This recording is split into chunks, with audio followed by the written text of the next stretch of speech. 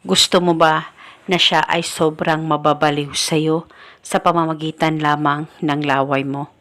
Yung sobra siyang mababaliw ng husto sa'yo pagkatapos mong gawin ang ritual na ito. Lalong-lalo na kung ikaw ay dinededman na niya at hindi ka na niya pinapansin at nararamdaman mo na may kakaiba na sa partner mo.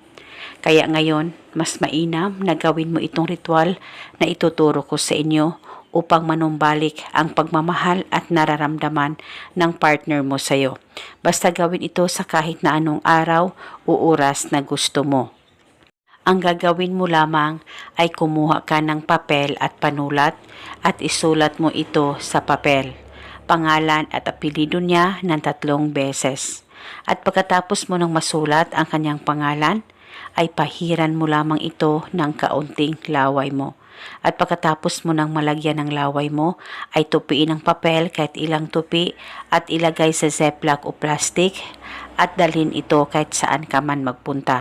At wala na po kayong kailangan pang banggitin o ibulong na spell, basta gawin itong ritual na tama ang pagkagawa mo. At paniguradong mas lalong mai-inlove at mababaliw ang mahal mo sa'yo. At dalhin ito, ilagay sa bulsa mo at pwede mo rin itong ilagay sa ilalim ng unan mo sa tuwing ikaw ay matutulog. Dalhin o unanan ito hanggang kailan mo gusto. At kung gusto mo, pwede ka rin gumawa pa ng iba't ibang ritual na binahagi ko. Kahit ilan pa ang ritual ang gusto mong gawin na pagsabayin sa isang araw ay wala pong problema as long as 100% ang paniniwala mo sa mga ganitong pamamaraan. At paniguradong mararamdaman mo talaga na mahal ka ng partner mo dahil isa itong gabay para patuloy ang pagmamahalan at magandang relasyon ninyong dalawa ng mahal mo. At ito muna sa ngayon, maraming salamat po sa panonood. May God bless us all.